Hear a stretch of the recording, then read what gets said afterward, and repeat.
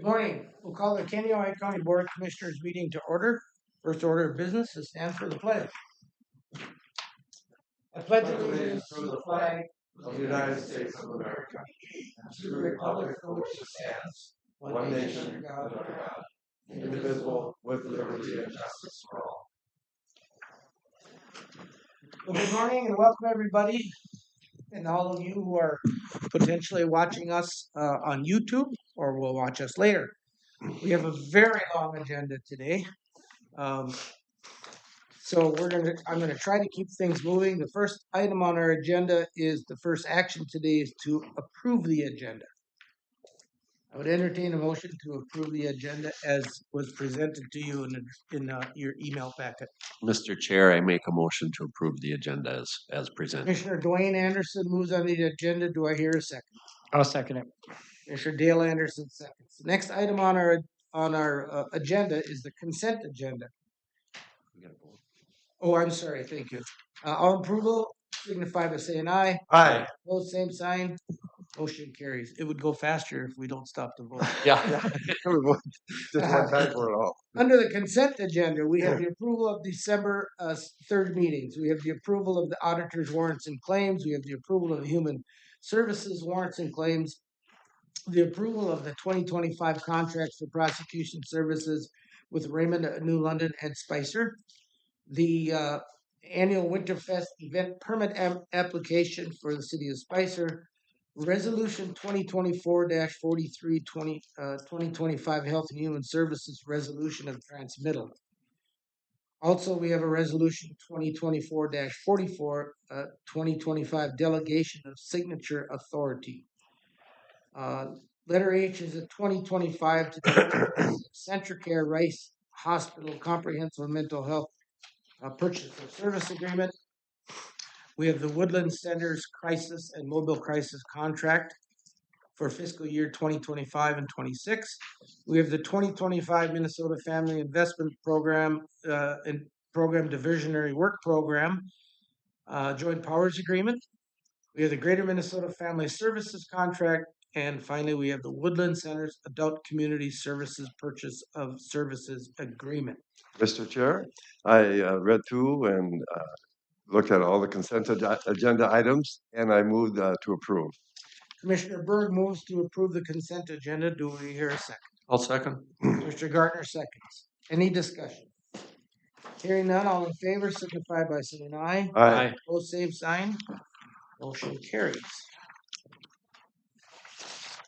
All right, our first general order of business today is an update from the Prairie Lakes Youth Program. Welcome, Holly.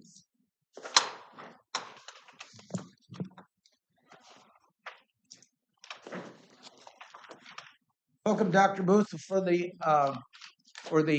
record, state your name and who you're here to represent. Dr. Holly Booth, Prairie Lakes Youth Programs. Good morning. Good So morning. I'm here to give you an update over this last year since I was in front of you the last time. Prairie Lakes Youth Programs, as you know, and for the community, also known as PLYP for short, is a children's residential facility located in Willmar, Minnesota, providing residential services to youth through secure, non-secure, and group home settings. Our program is licensed by Minnesota Department of Corrections with placements from families and their teams, counties, social services, and the judicial system. We accept youth who have an out-of-home placement need with truancy, safety, neglect, substance use treatment, assessments, social, emotional, and more. Prairie Lakes has been operating since 1991 and has 5 programs: our secure detention, secure residential, non-secure, and 2 group homes. As you know, this last year we had a lightning strike, which caused a fire at our group non-secure residential building on the Midwest campus, a Candy, Ohio County-owned building. Our program at that time housed 16 youth, and they evacuated quickly on the night of the fire, July 13th, and they have been temporarily using 1 floor of our secure building for housing in the interim. This temporary location has caused our juvenile detention center to have 16 less secure beds, impacting our entire state with less beds available. You likely have heard about our bed shortage across the state. Due to the fire, we are renovating a house that Prairie Lakes owns at 1005 Lakeland Drive Northeast to move our displaced youth. This property originally was designed to be a group residential house and is sharing the parking lot with our boys group home currently. By moving to this location, we would allow for appropriate housing for this program since their displacement from the fire and allowing for 16 more juvenile detention beds in our secure setting again. As we move into 2025, we are moving forward with several initiatives, including further implementation of our Guardian Wellbeing Monitoring System. Candy, Ohio County supported the purchase towards dollars of this through ARPA. Thank you again for supporting our programs with that. We will also be working on piloting a new curriculum for our recreation skills services and our cognitive skills groups over this next year. Then, of course, we are continuing to seek routes to move forward with a new building, as our current secure building is aged and we have significantly outgrown our space.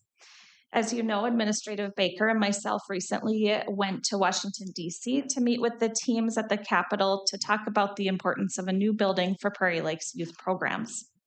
PLYP cannot thank you enough for supporting our work and goals at Prairie Lakes. We would not be where we are without your support and belief in our youth. The Prairie Lakes Youth Programs Joint Powers Board is meeting together and we'll talk through our strategic next steps towards a new building following our feedback from the trip to DC.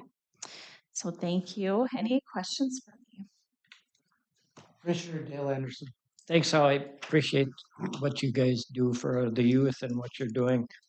Just curious, and this is a really off the wall question, but if you had no money restraints and no restraints as far as how you would do it, how many beds would be, in your mind, a good build if you built a brand new building? If you had the ability to build a brand new building of any size, any capacity, what's your thoughts of what would be good for the state, I guess, more than anything? For how many beds? Our kind of estimate number would be about 80 beds, but we haven't fully established that as a board yet at this point to know kind of our direct work on that. We would like to do a space needs study and some work surrounding how we provide our services utilizing space to be able to know that for sure. That will be one of our next steps. But kind of ultimately about that number for our secure and non-secure services.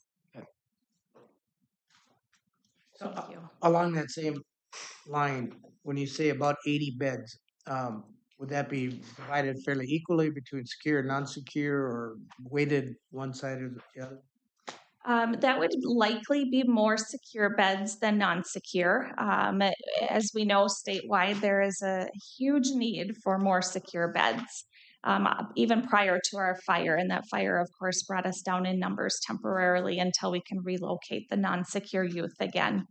But statewide, there is a need for placements for youth in all types of beds, but specifically secure beds. And to your knowledge, are there other counties that are pursuing a similar type of facilities in the state of Minnesota? There are some others just opening or looking at that. During COVID, many closed. So we're trying to, as a state, to rebuild that capacity to support our counties. Yeah. Commissioner Gardner. Thank you, Mr. Chair. Dr. Booth, how that 80 bed number, how does that compare to what you have right now? What's the baseline right now? Yes, that's a very good question. So right now for secure, prior to the fire, what we're licensed for is 39 secure beds, and then 16 non-secure. So, this would add additional capacity to help further. So an additional 25 beds approximately total. Okay, thank you. Any other questions? Commissioner. Thank you, Mr. Chair. Dr. Booth, would you expand a little bit more about where all the clientele come from, the juveniles? How big an area do you serve? And what kind of asset is this for Candy, Ohio County having the facility here in reference to what's the other closest facility we'd have to take our kiddos to? Yes, so the closest facilities to us are probably about 2 to 2.5 hours. we serve this area of the state significantly. Our five owner counties, of course, place with us on a regular basis. Then beyond that, we have additional counties that will reserve a bed every single day to be sure they have a place to take their youth. And then after that, we open up our services to the entire state. In doing a 5-year analysis, we have had youth in Prairie Lakes from all counties except for 5 counties in Minnesota. So our kids are coming from everywhere, and to receive our fabulous services from our team. Commissioner Dwayne Anderson. Yep. So I kind of just have a comment. I think you guys do a great job with what you do, what you have, and what you have to deal with, as far as the facility is concerned. When people drive by Prairie Lakes Youth Program, it looks real nice.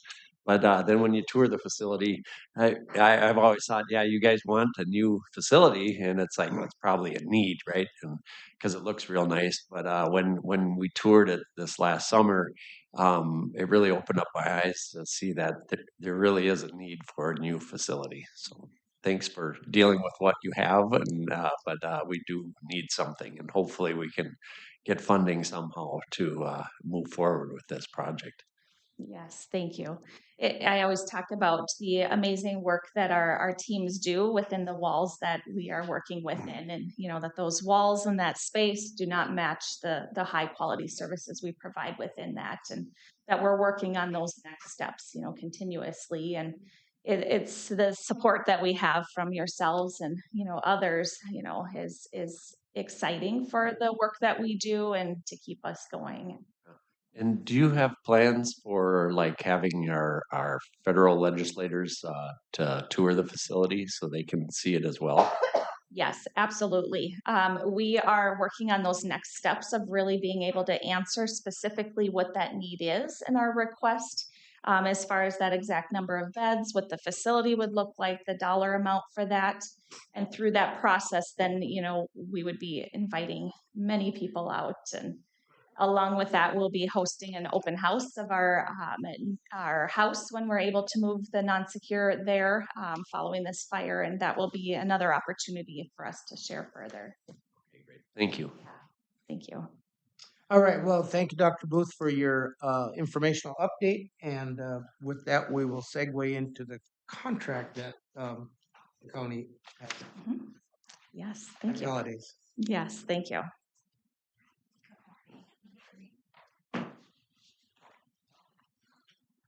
Good morning. Good morning. Caroline Kahn, the Director of Health and Human Services for Candy, Ojai County, and this morning I have the privilege of doing the administrative function of our relationship. This morning we have before you our renewal of our contract with Prairie Lakes Youth Program. I always appreciate when we can come and have the program speak directly to you on behalf of the services and impact that they're having in our community. This year you will see no changes other than that the rate change will reflect a $450 per diem for non-members and a $410 for member counties.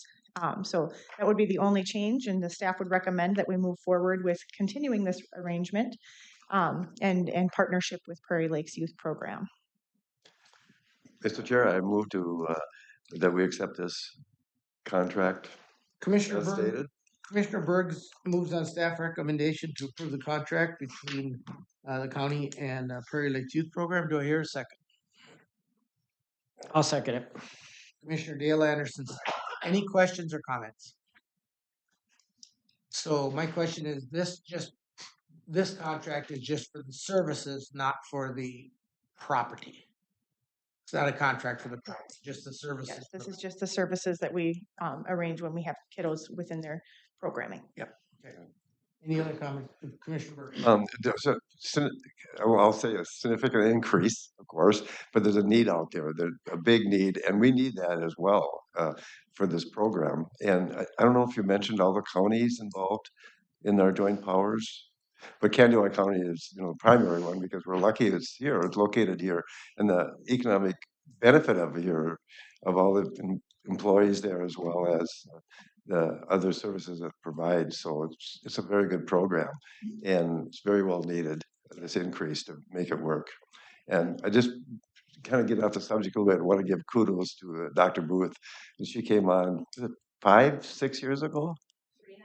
3.5? Time flies when you're Okay, you've been through a lot in 3.5 years, COVID and fires and you name it, and all these other changes going on. But an excellent job, and we were financially struggling, almost went under, so this was a big deal. All right, so we have a motion and a second. All in favor of the motion signify by saying aye. Aye. Opposed, same sign. Motion carries. Next is a contract for nursing services with Prairie Lakes. No, next we'll have to do the public health fees Or- prior to the contract, so the contract can reflect I the already approved scratched it out, sorry. the formalities. So before you, we have the 2025 public health fees and the adjustments that are within. You will notice a pretty significant jump within our nurse visit rate, and that's to reflect what we're able to bill insurance. So we want to make sure we're able to maximize our ability to the insurance billing that we do for some of our services. Insurance always has those contracted, they'll only pay you what they have arranged, but if we have that set at that rate, we are able to maximize what we're able to bill insurance, and that's really the only billable service for those nurse visits that are not within an already identified contract. Reflecting our professional staff hourly rate, you'll see an increase there to reflect just a cost neutrality for the services that public health provides. So interpreter hourly rate to reflect our other contracts and the ability to bill insurance as well. And then our administrative hourly support rate to be in line. A lot of the services that we provide through public health are simply at a cost basis to ensure that we're providing the maximum amount of health benefit to our community, as well as cost benefit within our county. So a lot of it's not a money-making experience, but it's a service that is certainly well impact to our community. You'll also see the cannabis registration that's reflected in the ordinance, but these are the amounts that were discussed within those conversations.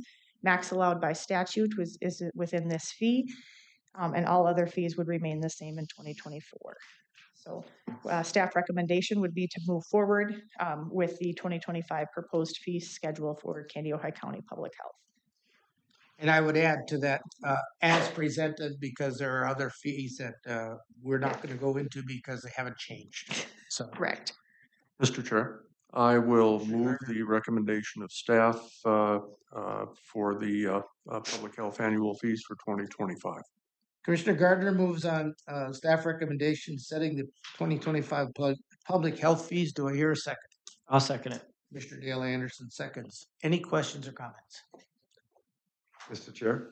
Commissioner Gardner. Thank you, Mr. Chair. I just want to comment on this moment. It's a good example how many bumps we get out of $1 of taxpayers' levy dollars, how it travels through and impacts each other. You know, the county gets the dollars, public health contracts, we have to pay for the kids at Woodland Centers and the police department there, and the dollars come back here because we have to have public health help out there as well. So it's just a real interesting program. And it's really an economic benefit to our community. Yeah. Any other comments or questions? Hearing none, all in favor signify by saying aye. Aye. Both same sign.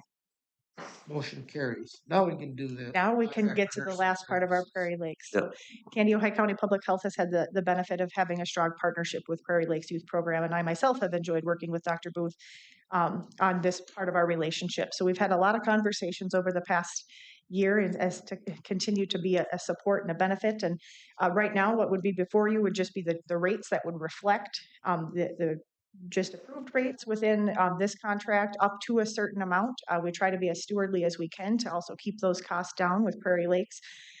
So you'll notice a difference in our ability in our revenue portion as those levy dollars return back to public health within that contract. As those dollars return back to our overall budget, so we can maximize our ability in our partnership. So we've found some efficiencies and continue to work diligently as a partner from public health as well as a county with Prairie Lakes. So up to 70 hours per month, and then clerical support up to 40 hours per month, as set forth in our earlier contract. So the change that staff would recommend is just to reflect the public health fees for 2025 within this contract. So you've heard staff recommend the contract between Public Health and Prairie Lakes Youth Program. How do you wish to proceed? Mr. Chair, I'll move on that. Commissioner Dale Anderson moves. Do I hear a second? I'll second that, Mr. Chair. Commissioner Dwayne Anderson seconds. Any questions or comments? Hearing none, all in favor signify by saying aye. Aye. Opposed, same sign. Motion carries. Thank you. All right, up next, the Aquatic Invasive Species Annual Report. Mr. Hilbert. Good morning. Morning. My name is Russ Hilbert, Kahnawake County Aquatic Invasive Species Coordinator. I have two items here today to present and request approval for and a signature on the second one. The first of which is the 2024 Aquatic Invasive Species Annual Reporting. Just a couple of highlights I'll draw your attention to is just kind of a change in how I calculated the inspection rate. In years past, it was sometimes a little difficult to separate out days where you had 2 employees scheduled at an access. We did that typically at the decontamination units at Spicer, and then on holidays. However, other years there were other issues sometimes. This year was a little easier to separate those out, so I did that. So it reflects a more accurate rate of how many boats per hour we actually inspect. So not necessarily how many boats per employee hour. The other item is just the sale of those sentry units that we had operated the past few years. We sold those units back to the contractor at the request of the lake associations. So those funds go back into our carryover funds going forward for the next few years. So we'll probably spend those down next year is kind of the plan. So if anybody has any questions about any of the annual reports, I'd be happy to answer any. Any questions or comment for Mr. Hilbert? Well, it seems that it probably is a never-ending battle because as new threats emerge to the lakes, not only from threats in the water, but threats on the land. I'm talking about runoff. We appreciate the work that you and the committee. I know it's a really active committee. Commissioner Dwayne Anderson sits on it now. I used to sit on it. And appreciate all the effort that the committee members put into that. So, with that, I would add this is an action item to approve the 2024 AIS annual report. Mr. Chair, I'll make that motion. Commissioner Dwayne Anderson moves. Do I hear a second? I'll second. Commissioner Gardner seconds. Any discussion? Hearing none, all in favor signify by saying aye. Aye. Opposed, same sign. Motion carries. And we also need action on the AIS work plan and resolution. Just a quick background on these. The work plan is something that the DNR requires to specify, kind of tell them what we really plan to do for the season for next year, how many inspectors we hire, what access we plan to staff, how many decontamination units we may plan to run. Kind of a real basic overview of the program. So, and then the resolution is something that the DNR requires that we specify kind of how we plan to utilize the funds that we receive from the state in the Aquatic Invasive Species Prevention Aid Grant. It is already in statute that we're supposed to use the funds towards aquatic invasive species uses, but this kind of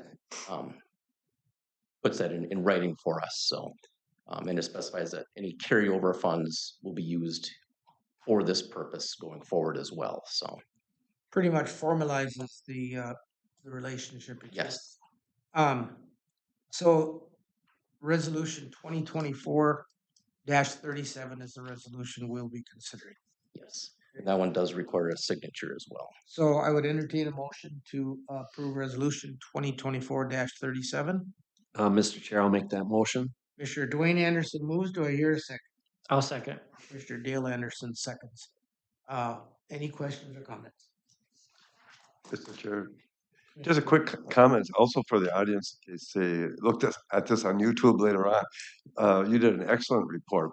it's in our packet here, and encourage everybody to look at that because it's a lot more detailed and a lot more to what you do every day and the people you hire to do these inspections and what's involved with them and the compliance and so forth. I was really surprised looking at it, and you had like 98% compliance with drain plugs. If I remember when you started out, it wasn't that high. So Statewide, that's a pretty typical it number. is now. Okay, that's very good. Good report. Thank you. I do provide these on the website for the public to view later too, so. And that kind of the good news is that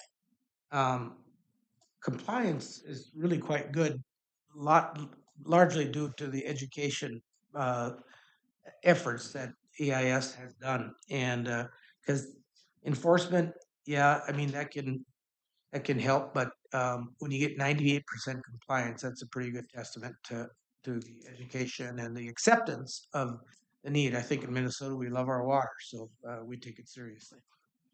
All right, we have a motion on the floor in a second. All in favor signify by saying aye. Aye. All same sign.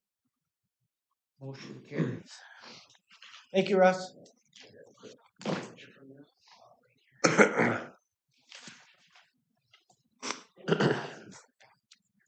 We have copies. We'll get them to you. Yeah. Okay. All right. Thank you. All right. Next up on the agenda, Resolution 2024-39, Commissioner Salary Compensation for 2025. Administrator Baker. Good morning, Kelsey Baker, Candioi County Administrator. As the board chair said, we are asking for a vote for the 2025 salaries for our Board of Commissioners. In your packet, I placed 3 different options, a 3, 2, and a 1%, and you can also just remain where you're at. I've typically the chair, whoever is the board chair, gets an additional $1,000, and the vice chair gets an additional $500. Right now, we have placed 3% within the budget. And this is something that needs to be done by January 1, statutorily. I really leave this up to the commissioners. That's why I put these options in there. Just to remind you, for 2023, you voted on giving yourself an increase. 2024, you remained the same. And so this year, that's why we gave those 3 options, and you can always remain as is, where you're currently at. So I just want to thank you, Administrator Baker. I just want to make it clear that if somebody is looking at the background information on option number 1, where you see 3%, $211,000 for $211,400, that's not per commissioner. We're not Hennepin County. So that is the total aggregate cost to the county. Correct. Differences. So you've heard the administrator's explanation and options. I'd open up the floor for a motion or comments. Commissioner Over there. Commissioner Gardner. Thank you, Mr. Chair.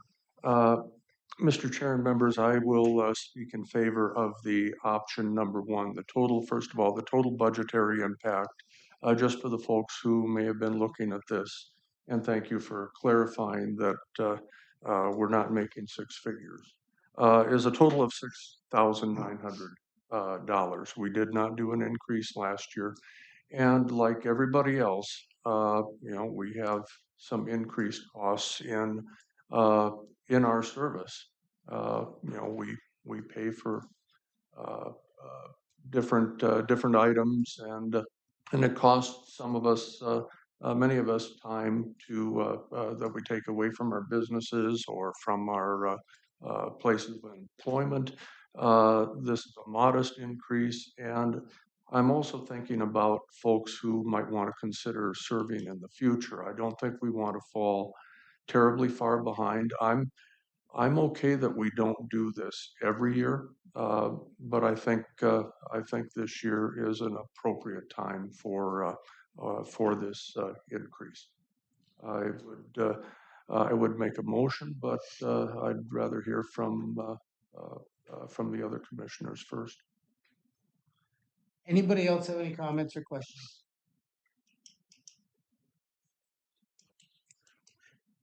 All right, then I'd entertain a motion for one of the options.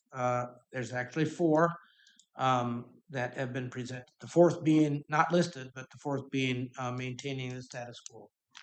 Mr. Chair, I will offer the motion for option number one at the 3% increase for 2025. Commissioner Gardner moves option number one for commissioner salary and compensation of 3% increase. Do I hear a second? I'll second it. Commissioner Dale Anderson seconds. Any further comments or questions? Mr. Chair. Thank you. I think Commissioner Gardner made some very excellent points about this and looking forward, and the impact is very small when it comes right down to it. And after you pay taxes, it's even a lot smaller. So it is pretty insignificant. But I personally struggle with this. So. Thank you. Anybody else? Yeah, I guess I do too. I'm going to support it simply because we didn't do one last year and $6,900. It all adds up, but we got an 8.5% pending levy increase, and so timing is not the greatest, but I understand it. Any other comments or questions? Hearing none, all in favor signify by saying aye. Aye. Both same sign. Aye. Motion carries on a 4-1 vote.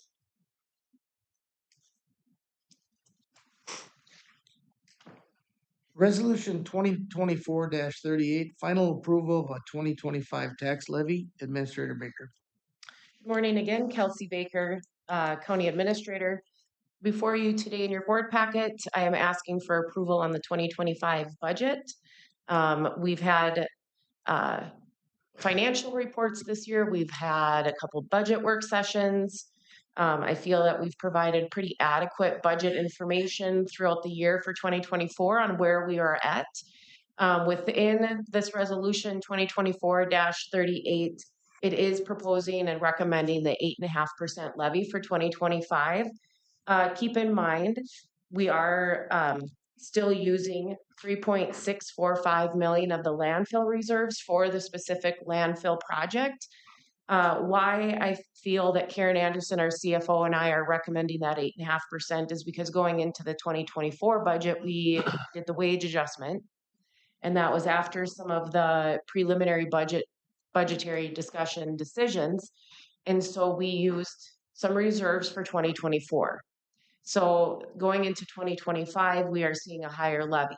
That doesn't mean 2026 we're going to continue seeing that high levy. We have very healthy reserves. As a fairly new administrator, I'm coming up on 2 years. I'd like to see the 2024 audit completed, where we're coming in, where our numbers are at restricted and unrestricted. And then going into 2026, we'll have a better grasp of where we're at financially with our reserves, where we're at with our wages leveling out. We'll be coming down on that, coming into the end of a 3-year contract for our union negotiations.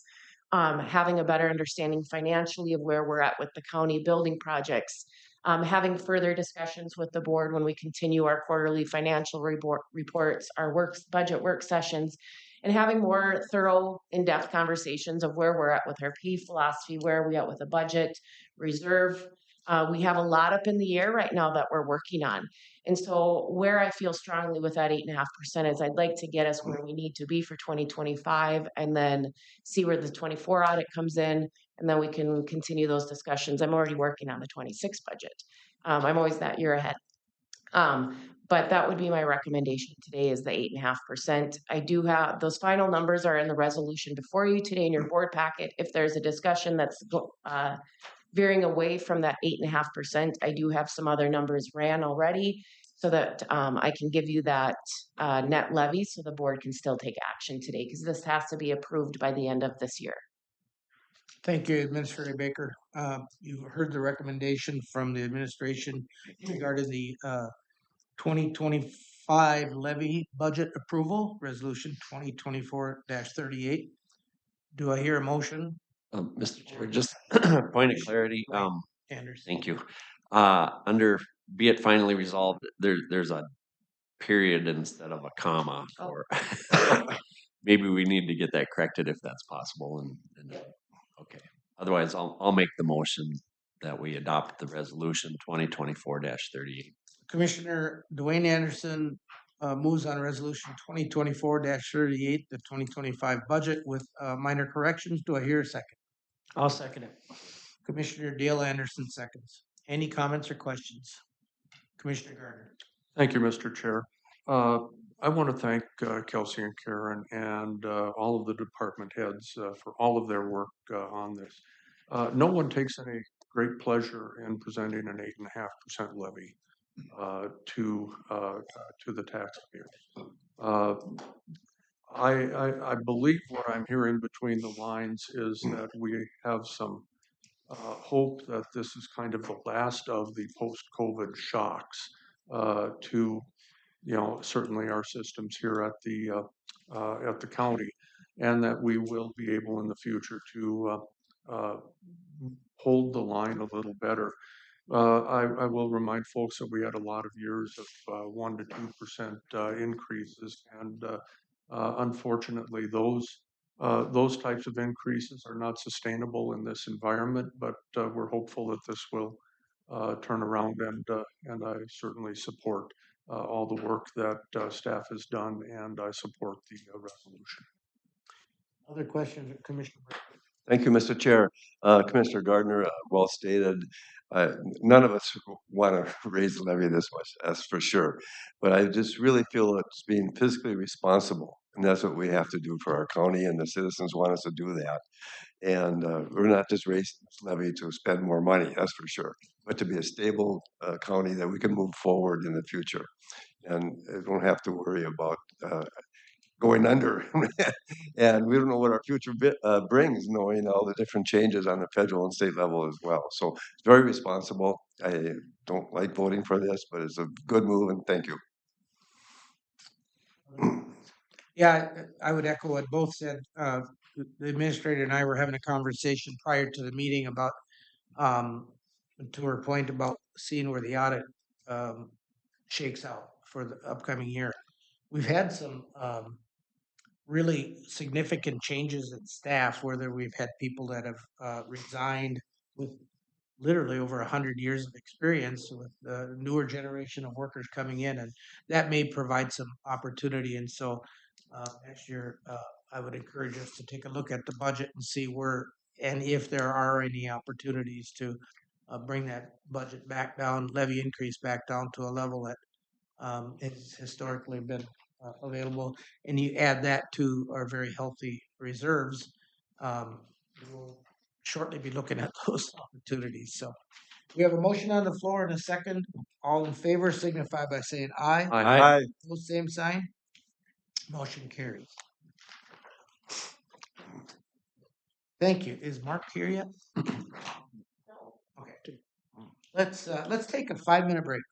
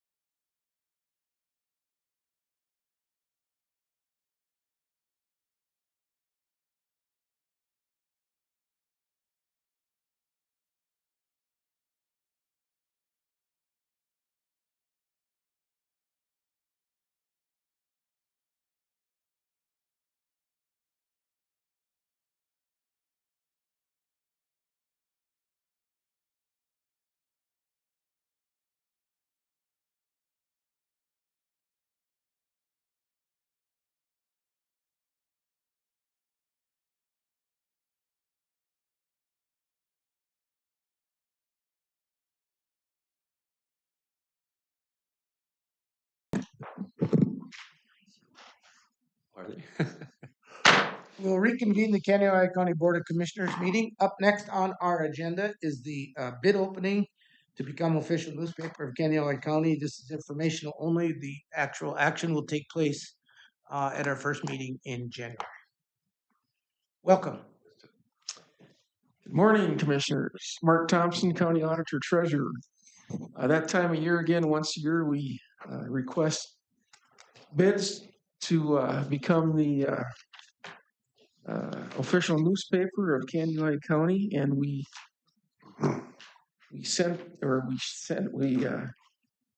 had an ad published in the West Central Tribune on Wednesday, December 4th, requesting bids. We received 2 bids, one from Lakes Area Review and one from the West Central Tribune. And as Commissioner Emdike mentioned, I think the process has been over the last few years. We open the bids today, and then you have a couple weeks to think through the process and award the bid the first meeting of January, I believe. Yes. So, okay. The first bid we have here is from Lakes Area Review.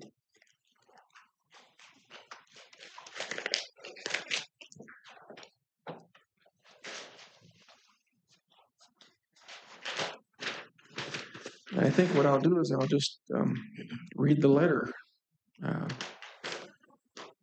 So it says here, Dear Kanawha County Commissioners, following is our bid for becoming the official legal publication of Kanawha County for the year, well, they got the year 2024, but they must mean 2025, including the annual financial statement, delinquent tax list, all legal public notices, and all legal publications for 2025.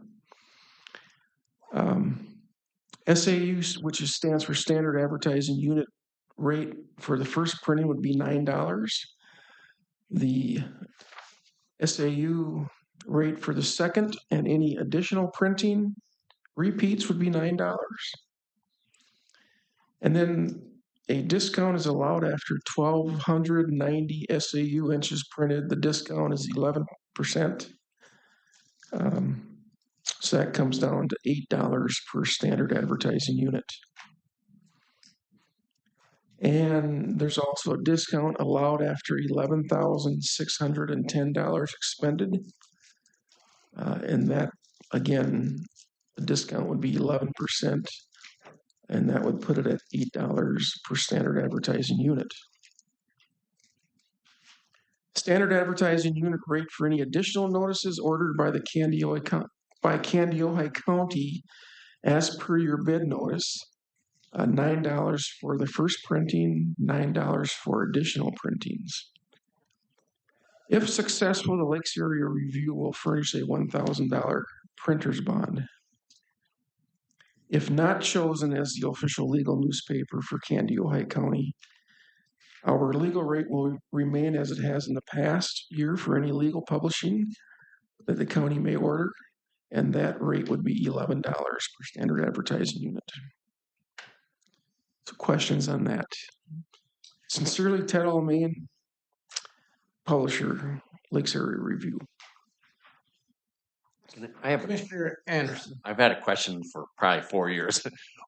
How many letters or words is it for a standard advertising unit? Yeah, I do not know that. No, we put the bid up for standard advertising, bid by standard advertising unit. And what I'm told is that's kind of old school, but So when I buy advertising, they give me standard units, column inches by height.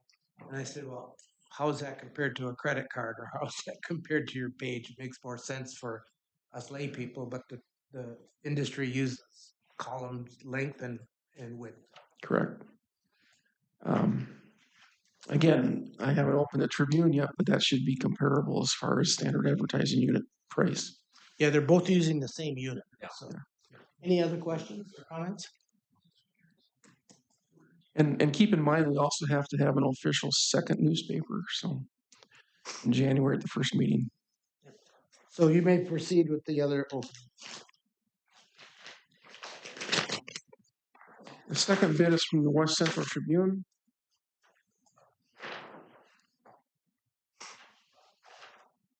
Okay, wow. Here, it might be kind of long. Okay. Page 1, page 2. Okay, it says, the West Central Tribune is submitting a bid to be the official newspaper of Candy, Ojai County for all public notices and publications in 2025. The bid per standard advertising unit on the first insertion, $10. The bid per standard advertising unit on the printing of the second legal notice, there's a 25% discount, so it comes to $7.50. The West Central Tribune is published in print 2 days per week, Wednesdays and Saturdays. Our paid subscriber average for print editions in 2024 was 7,546 on Wednesdays and 7,900 on Saturdays, with an average readership total of 19,000. The Tribune also publishes e-papers, electronic papers, on Monday, Tuesday, Wednesday, Thursday, Friday, and Saturday. Our total print and electronic subscription distribution as of August 31st, 2024 was 8,055. The public will also be able to read Candy, Ojai County's public notices and legal publications in our free distribution shopper, The Reminder, at no additional charge to Candy, Ojai County. The Reminder is a weekly print publication that is mailed to 15,177 non-subscriber households of the West Central Tribune in Candy, Ojai County. The Tribune and Reminder combination provides the best media coverage in the county. All legal notices are also published on our website at www.wctrib.com, public-notices. These public notices are available with an all-access designation, so both subscribers and non-subscribers have equal opportunity to read them. Our website averages 264,500 users per month and over 1.3 million page views per month. The Reminder is also published weekly on our website. Also, all public notices in the Tribune are published free of charge on the Public Notice Minnesota website, which is mnpublicnotice.com, hosted by the Minnesota Newspaper Association. If Candy, Ojai County awards its public notice bid to the Tribune, the county's delinquent tax list and financial statement will be published in an appropriate form in the Tribune and on our website. The Tribune's Candy, Ojai County legal rate bid for 2025 remains at the same rate as our legal bid rate for 2024. Our Candy, Ojai County bid for 2025 is 41.6% below the Tribune's open legal rate of $17.12 per column inch charged for other legal notices. By combining the Tribune, the Reminder, our website, and Public Notice Minnesota coverage, this public notice exposure provides Candy, Ojai County the maximum opportunity to reach all Candy, Ojai County residents and other interested in Candy, Ojai County's public notices. The additional coverage in the Reminder, our website, and Public Notice Minnesota is also provided at no additional cost to the county. The West Central Tribune will continue our news coverage of the Candy, Ojai County Board, including coverage of board meetings, budget meetings, and related commission hearings. Our Tribune coverage helps keep all county staff, residents, landowners, and communities informed. Thank you for considering the Tribune's bid to continue as the official newspaper of Candy, Ojai County. We value the Tribune's relationship with Candy, Ojai County, public notices, paid advertising, and Candy, Ojai County coverage. The West Central Tribune wants to ensure the county receives the best return on its investment. The county's success remains our priority. Sincerely, Kelly Bolden, editor. So just as a reminder, the West Central Tribune, the bid per standard advertising unit is $10, and the bid per SAU on printing a second legal notice. There's a 25% discount. That's $7.50. And the Lakes Area Review SAU unit for printing is $9. And the SAU rate for the second and any additional printing is $9 are also with some discounts allowed once you meet a certain threshold. So, questions on the West Central Tribune one? Any questions for Auditor Thompson? Commissioner Gardner? Thank you, Mr. Chair. Mark, we'll have those documents, I assume, in our packet, the first meeting next year. Sure. Very good, thank you. Yep. And you can, review them and make your decision next time. So, but remember, again, we got to have first and second, first official newspaper, second. So, reason for that is because we print the financial statement, we have to print it in 2 papers. So, okay, thank you very much. I have a question on how often do we do a second printing?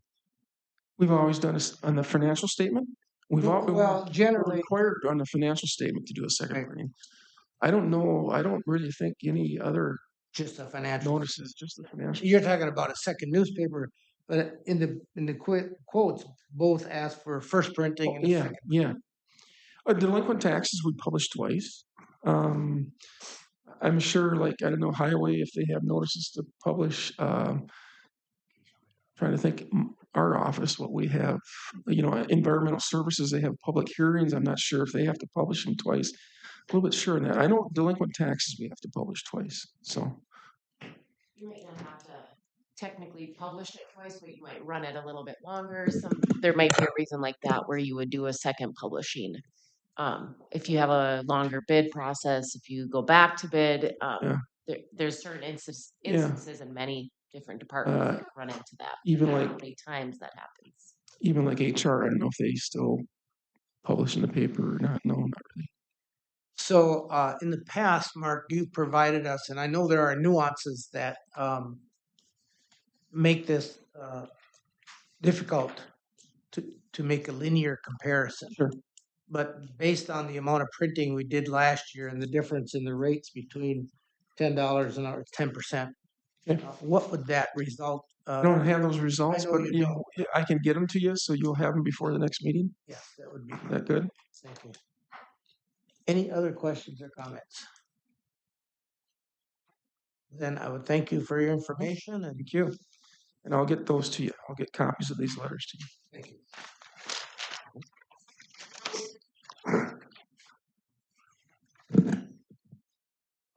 All right, next up on the agenda is the 2016 elevator code compliance bids. Mr. Thorson. Morning, Mr. Chairman, members of the board, and Thorson, Facilities Maintenance Director with Candy Lake County. I'm before you today to present the bids for the 2016 elevator code compliance project for. Andy, the new systems don't pick up quite as well as the old one did, so Oh, I guess speak people up. are loud. Okay, not a problem there. So I'm here to present the bids for the 2016 elevator code compliance project for 2 of the county's elevators. We have the county attorney's elevator. We had an estimate of between $243,000 and $351,000. We have bids of $181,766 from Larson Elevator, $164,221 from Minnesota Elevator. After alternates and deductions, final bids are $174,766 for Larson Elevator, $161,721 from Minnesota Elevator. This is for the elevator work only. There's going to be additional costs required for building improvements, which will be contracted out in-house. It'll be ventilation, fire service. We got to build a new wall in the elevator equipment room and some electrical improvements. Still should fall well below the budget for the project of $1,000. Then we have the county office building. We had an estimate of $174,000. We had bids of $98,520 from Larson Elevator and $95,699 from Minnesota Elevator. After alternates and deductions, bids are $98,020 from Larson Elevator and $95,699 from Minnesota Elevator. That also is just for elevator work only. There is other building improvements that need to be done, same thing, ventilation, fire service. But that'll all be contracted out in-house, will still fall well below the estimated costs. Both of these projects are scheduled and budgeted for in the county's capital improvement plan. So I recommend awarding both bids to Minnesota Elevator for the total sum of $257,420. Bear with me, I'm ready. And would you tell us what that engineer's estimate was on that? The county attorney was 243,000 to 351,000. But that also, the engineer estimate, that takes into all the extra building improvements that need to be done to bring it up to 2016 code. And then the estimate for the county office building was $174,000. And also included All the building improvements. So by us contracting out all the additional facility work that needs to be done, there should be some cost savings. Thank you for that explanation. So you've heard staff recommendation to offer accept the bid of Minnesota Elevator in both cases for the attorney's office and the county office building in the total amount of $257,424. Did I get that right? Correct. Thank you. How do you wish to proceed? Mr. Chair, I'll move the recommendation of staff. Commissioner Gardner moves recommendation to staff to accept the bids of Minnesota Elevator as reported. Do I hear a second? I'll second that, Mr. Commissioner Dwayne Anderson seconds. Any comments or questions? When would this work start? Minnesota, Larson Elevator had a set time they wanted to do it. Minnesota Elevator will do the work on our schedule. Basically, we don't want to take elevators out of work when, like in the winter, when we need to haul, equipment, scrubbers and stuff like that around. So spring and summer is our preferred time to get the work done. Will they do this at the same time concurrently, or will they do one and then do the other? Yeah, well, they'll do one and then they'll do the other. All right, we have a motion on the floor and a second. Any further questions or comments? Hearing none, all in favor signify by saying aye. Aye. Oh, same sign. Motion carries. Thank you, Andy. Yes, sir.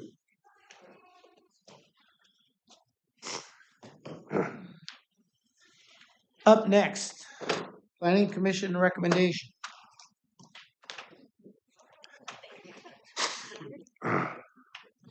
Thank you, Mr. Chair, members of the board. Eric Van Dyken, County Zoning Administrator, here with one action item request pursuant to the December 9th meeting of the Planning Commission. At that time, the Planning Commission took up a conditional use permit request that had previously been tabled at their meeting of November 12th. The purpose of the tabling was to gather some additional information and allow staff some time to work through some things with the applicant. That intervening period, that work did occur, and staff was able to come back with some additional information and some additional recommendations. In particular, this application is for a shooting and archery range. So this has firearms, archery, some indoor, some outdoor use, has a rifle, pistol, and trap ranges on the firearms side. And so there were some concerns about safety, and there were some concerns in particular about hours of operation. Those are probably the biggest areas that we kind of went back and thought a little bit more about, as well as some dust control for an adjacent or a nearby property and business. So the end result is that the Planning Commission did unanimously recommend approval of the request with conditions 1 through 12, some of them containing more detail than you might typically see in a condition. That's so we can really nail down some of the specifics of like the berm around the rifle range in particular, and then hours of operation to put some real kind of meat on the bones about how and when the activity can occur, in particular outdoor firearms discharge, and you see those in conditions 4 and 10. With that, staff does recommend approval of the request with conditions 1 through 12 and the findings as you see in the draft minutes. So you have heard recommendation from staff to approve the planning commission report. How do you wish to proceed? Mr. Chair, I'll make a motion to approve this conditional use permit with the conditions and findings as presented. Commissioner Dwayne Anderson moves to approve the conditional use permit, citing the staff findings and conditions. Do I hear a second? I'll second it. Commissioner Dale Anderson seconds. Any discussion? Any questions or comments? Commissioner Gardner. Thank you, Mr. Chair. So it sounds like there have been a number of changes made since it first came out. My dentist happened to have been downrange of the, has some property downrange from the rifle range. And while I was sitting in the dentist chair, he expressed some of his concerns, and there wasn't much I could say about that at the time. But I trust that those concerns have been allayed, and I trust the work of the Planning Commission. And I note that in those minutes there was a lot of work put into this, and I had some concerns early on, and I will support this today. Commissioner Van Dyken, do you want to respond to Commissioner Gardner's comments? Thank you, Commissioner Gardner. I would say that that's probably a good summary. I think the Planning Commission did work hard to listen well to the public that was there, and really spent quite a bit of time. I'm trying to remember. I think our first hearing, the hearing on it, and the discussion was somewhere around 2.5 hours worth of ongoing discussion, and then in the meantime, I think a lot of credit also goes to the applicant, who was more than willing to sit down and say, hey, how can we work through some of these things? How can I give in certain areas to help the public feel confident that I'm working to fit this in a way that's not detrimental to the community. Obviously, with a gun range, they draw attention. There's no doubt they do. You don't miss them when they're around, and so there are always challenges in trying to strike that balance. I think the Planning Commission did indeed work hard at that, and I appreciate that recommendation on behalf of the Planning Commission and the applicant. Other comments or questions? Mr. Chair, thank you. Would you share with the board approximately how many residents how close they are, just roughly? Is it an area where there's a high impact of population or not? Yeah, I would say relatively low population density. If I was to use a 1 mile radius, just to give you an idea, within a mile there would be 4 residences. To the southwest there is one at probably around 1/4 mile. To the northwest there is one at around maybe 3/4 mile. And then, well, I should add a couple. There's two to the straight north. There are a couple just on the outer edges of a mile. And if you go to the east, they're about 1/2 mile and a mile. You compare that to, I did a few calculations up at Prairie Woods. Within a mile there, we would probably have as many as about 2 dozen or 1.5 dozen somewhere in there. It maybe extends a little further than you think. The trap range that the city of Willmar has, there's somewhere upwards around about 1 dozen maybe within a mile. there of that. And I won't even begin to calculate how many within a mile of the gun range by Eagle Lake. That would be in the dozens and dozens there. So it is, when you consider overall population density, a relatively lowly, low population density in the area. Mr. Chairman, may I follow up? Yes. I would guess it'd be hard to find an area for a shooting range without some population in Candioi County being impacted by it. Would I be correct? I think that's fair. I mean, we aren't eastern Montana or western South Dakota. We do have people around, and so yeah, to find a place with lower would be challenging, I think. If I follow up in a minute. Yeah, my concern is, it sounds like the safety aspect was really covered well. And there's an adjustment made for that. But the noise, that concerns me. If a person lives near all that noise and going on. I see you adjusted the hours of operation. I'm still a little concerned it goes a little bit later, but I'm sure there's a good reason for all that. It's also my understanding there's a lot of community support for this facility, if I understand that. And it benefits the schools and so forth, right? And I'm all for a shooting range. Don't get me wrong. I'm not anti-guns, but I am concerned about the noise and the impact on families. But I will support this as well. Other comments or questions? I would add that this was, I wouldn't say the most difficult consideration we've ever had at Planning and Zoning since I've been on the Planning and Zoning Commission. But to reiterate what Mr. Van Dyken said, that the board took it very, very seriously. And we'll listen to both sides. And again, echoing what he said regarding the applicant, at every turn, he tried to come back. They tried to come back and say, okay, maybe we could do this, or we could do this to alleviate that concern. And those two concerns, again, being safety and noise. We did make adjustments. They changed the physical angle at which the rifle range seemed to be the most concerning. And then also as a commission, we made some adjustments on the hours of shooting. When you say the benefit to the public and the community, one of the things that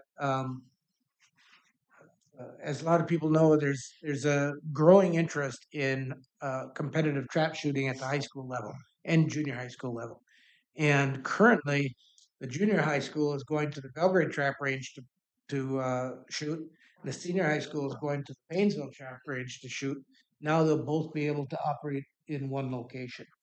And with almost any development, I don't care what it is, there's always going to be concerns that maybe the commission doesn't think about. And I have to say the residents of Burbank Township and other landowners that own property showed up and they spoke and they were respectful, and I think the process worked well, but ultimately a decision had to be made. And so I applaud the commission for the decision they made, or for making a decision, I should say, not necessarily the decision they made, but I appreciate the work they did and the work that Mr. Van Dyken did to work with Mr. Dahl and Laura, his spouse, to get this to be the best resolution we could get. All in favor, signify by saying aye. Aye. All same sign. Motion carries. Thank you. Up next, Resolution 2024-41, Broadband Development Agreement for Genesee and Candioi Township. Administrator Baker.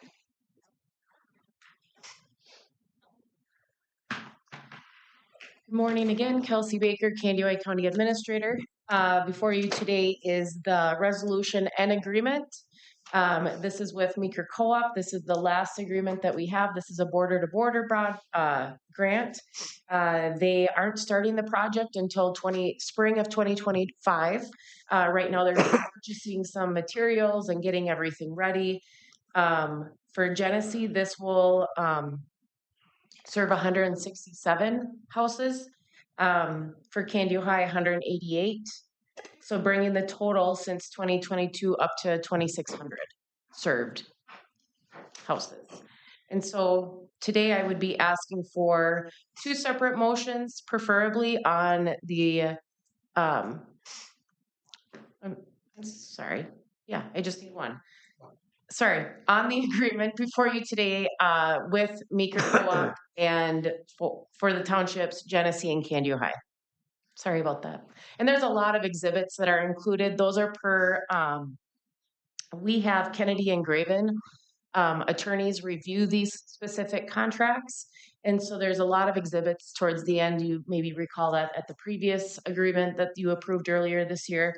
Those are just per American Relief Plan, federal accounting that we need to have that in there. Just a reminder, ARP funds need to be obligated, allocated by the end of this year, which you all have done now, and then need to be spent by the end of December 31st, 2026. So you've heard Administrator Baker's presentation of the 2024-41 broadband development agreement with Genesee and Kennewick Township. I would entertain a motion for approval of that resolution. Mr. Chair, I will move resolution 2024-41. Commissioner Dwayne Anderson moves on 2024-41. Do I hear a second? I'll second it. Commissioner Dale Anderson seconds. Any comments or just questions? I just want to say, sorry. Thanks, Mr. Chair. I'm just excited that we're getting this done and moving forward. When we started 4 years ago, my district had 0 townships that had coverage for high-speed internet, and after this is done, we will have 7 out of 13, which is just over half. So it's going to be Good to hear. a good progress moving forward here for broadband. Just to be clear, Commissioner, that's not, what did you, 7 out of 14? That's not full coverage. 7 out of 13. Out of 13, that is some full coverage and some partial coverage. I think it'll be full. Is it? Yeah. And we have pretty much full coverage in Commissioner Anderson's district right now. So 7 Or out of- will, when these projects. Yeah, so 7 townships will have basically full. Still a long ways to go. Yeah, long ways to Making go, but progress. it's a lot of progress in the last 4 years. So. Any other comments or questions? Just one comment. Sure. I guess we have COVID to thank for that partly. Yes. That woke a lot of people up. Yeah. All in favor of the motion signify by saying aye. Aye. Same time, same sign. Motion carries. Final payment and acceptance. Mr. Odens. Mr. Chair, members of the board, Mel Odens, Public Works Director, Kennewick County. I've got final payment and acceptance of project. It's our County Road 119, just south of Wilmer. It was a little over a 4-mile project that, if you recall, this is a wheelage tax project that we got rid of 6 curves and we made 2. And we had full cooperation with all the property owners out there. It was a $3.168 million project. We started it last year and we completed it this fall.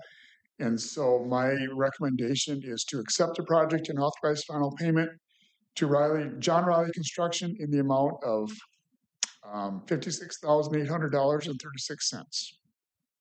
You heard recommendation from staff regarding final payment and acceptance of the construction on County Road 119. How do you wish to proceed? Mr. Chair, I will move that we make the final payment to John Riley Construction, Inc. Commissioner Dwayne Anderson moves on the recommendation from staff. Do I hear a second? I'll second. Commissioner Gardner seconds. Any questions or comments? I remember being early on, you weren't, I don't believe you were the public works director yet at the time, driving that kind of windy gravel road with the 45-degree curves and I think that was my first day on the job. it might have been. And we had been approached several times by landowners in the area, particularly the Gordons brothers. And so this is a very nice. They were debating whether they should just plant corn all the way to center line. And we said we not need a road. Because in essence, the road was level with the fields. Yeah. And it was basically black dirt, brought with some gravel. And you winded your way around through there. There were 25-mile curves, there were 6 of them.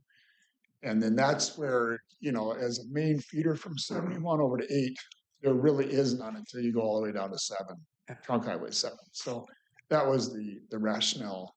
Yeah, there was a lot of farm to market produce being corn and grain and turkeys. There's the mills down there, the Corns farms, and there's another Nice conclusion. All in favor signify by saying aye. Aye. All same sign. Motion carries. You can continue with the next payment and acceptance. This is Highway 44. This is RNG construction on the Marshall. We had 5 bids. This 3.4 miles goes from Trunk Highway 7 south down to the county line. We also worked with, we go through into Renville County. And so we had a construction agreement with Renville County where they will be reimbursing us for the piece. The curves are on the county line, so we go all the way south through the curves and they cooperate.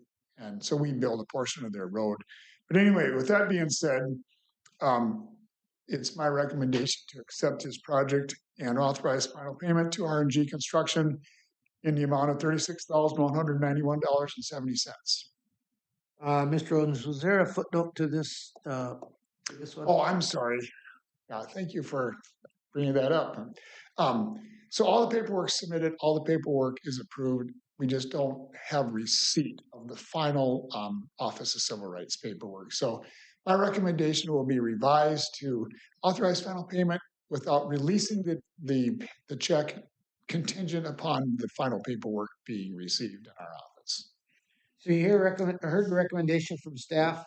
I'd entertain a motion to accept that recommendation. Mr. Chair, I will move staff recommendations. Thank you, Commissioner Anderson. Do I hear a second? Mr. Chair, I'll second that. Commissioner Berg seconds. All in favor, signify, questions or comments? All in favor signify by saying aye. Aye. Oh, same sign. Motion carries. And now we have a resolution 2024-42. So, Mr. Chair, members of the board, this is maybe takes a little more explanation than previous years. So there's been some failures of some bridges, not in our county, one in Dodge County, and I think one in the southern part of the state. And so the bridge office, what we do is we do bridge inspections every year, and we also have a lot of timber bridges. In our case, we have a number of timber bridges. And so what they were wondering about is there's a life to a timber bridge between 50 and 70 years, and ours are right in that 60 to 65 year range. And they want to get out ahead of the premature, or not premature failure, but out ahead of something that you might not see or feel or touch just by looking at a timber bridge. So they did this non-destructive drilling and this kind of a sonic wave that they can test the density of the piling, because you can't even sometimes the old method of the hammer, they use a hammer method where they check the piling. But ironically, in the last 2 years where we've had, well, last year was wet, but years before that was super dry. And so they could actually walk down there and the water line had receded quite a bit. So we did a little more sophisticated through the state aid office of our bridge inspections this year. And what it did is it involved the advanced timber inspection. It involved the sonic wave. So what you're going to see here is you're going to see a lot more bridges than there was a year ago. Now, one might say good or bad. The good part is we're going to be about 10 years ahead. So we've got 6 of them listed that are in the 5+ year range. Okay, so that amounts to $3.6 million. The total resolution is $12.335 million. 3.6 of that is 5 years and plus. Now we put them on here because if for some reason we do see some advanced decay, they would qualify for dollars. So that's one point. So we're getting a better list of bridges that we need to watch. The second thing is we do have 4.34 million of bridges that are eligible for bridge bonding. The point I might make this afternoon at the luncheon is last year was a bonding year and they didn't do a bond. So my recommendation is this year's a budget year, but I think my recommendation is that they would do some kind of bond, because just in our county alone, we have 4.34 million of bridge needs. Now, what does that mean? That means that some of these bridges could actually be closed if they're that bad. We're getting the final report yet. We just got them on this resolution, but we're hoping that we can just post them down. But my point of it is that these 2-year delays in some of these political issues start to add up. And I think we need to feel it here. And I think we need to make that message known. And then, so what you've got is you've got a map of where these bridges are. Ironically, they're bad, but they're in Dwayne Anderson's district. But that's where a lot of the timber bridges were and a lot of the ditches. But with that being said, we do have 2 of them covered under the local option sales tax. We have 1 that's eligible for the bridge off system federal money. We are applying on that today. And then we have 3 of them that are eligible for Town Bridge. Town Bridge is not contingent upon bonding, it's contingent upon the 5%. So we're setting pretty well. It's just that the bridge bonding is probably our biggest unknown and downfall in this case. So with all that being said, it's my recommendation to approve this resolution 2024-42 for it to demonstrate Kansas County's needs on our bridge replacement program. So you've heard staff recommendation regarding resolution 2024-42, the bridge replacement program. I'd entertain a motion for approval of this recommendation. Mr. Chair, also move. Commissioner Dale Anderson moves. Do I hear a second? I'll second it, Mr. Commissioner Dwayne Anderson seconds. Yeah, we're falling behind. Yeah. And between local road improvement and bridge bonding and just plain bonding, we need to keep up the advocacy for keeping those programs funded. Yeah, and I think what's hard maybe to even understand is that it's not a linear degradation of the condition of like a bridge or even a road in some case. When they're good, and then all of a sudden it's exponentially declining. When you get timber, when it just starts to rot and it dries out, there's no strength left. I mean, it's not like, well, it's a slow percent. It drops off quick. So when you skip 2 years of funding, that's where you start to feel it quicker than you might expect. And as we learned a couple of years ago at Regal on a county road, there's a cost to having to close a bridge down as a result of it being unsafe. That means that somebody in that neighborhood's going to have to find a different route, and it's fuel and time to go through a detour. So, all in favor of the resolution or the motion, signify by saying aye. Aye. Opposed, same sign. Motion carries. All right, you may proceed. And then the last thing I've got, Mr. Chair, is County Road 4 on the southwest, County Road 4 along Diamond Lake, southwest and west side of Diamond Lake. We did realign it, got rid of some curves, and so what it did is it freed up some right of way on the lake side. And this is not the first request. We've had other requests that we've approved, but the road moved over about, I think in this case, about 50 feet. And so there was if you look on the map, maybe I can explain it. There's a map in there's a plat, and there's also a map in your packet. It would be the last 2 sheets. Yeah, it's like page 20.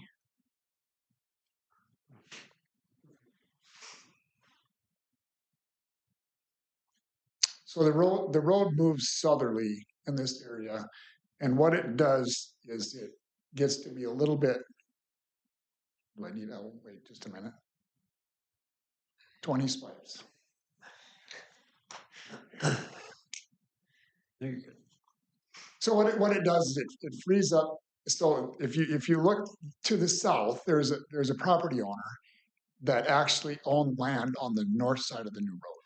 And so what we do when we get these vacation requests is the petitioner for the request needs to purchase that land from that southerly property owner before we would advance it to you folks.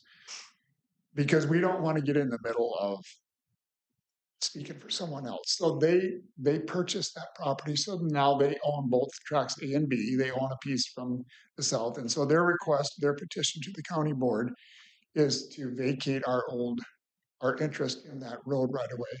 And in this case, it's going to be a contingent upon a sanitary sewer. The Glacial Lakes sewer goes through a portion of this. So that will be reserved in here.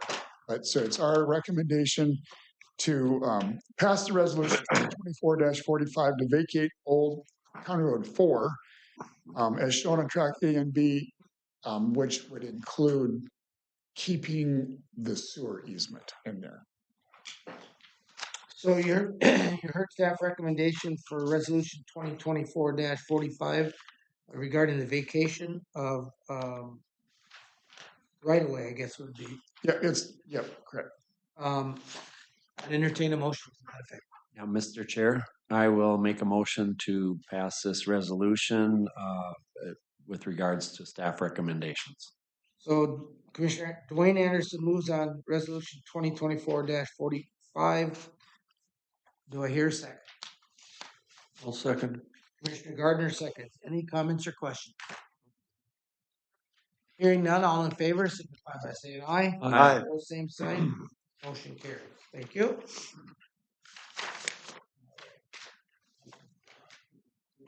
Let's take a one more 5-minute break, and I want to confer with Administrator Baker. I think we can get most of our work done before our next presentation at 11.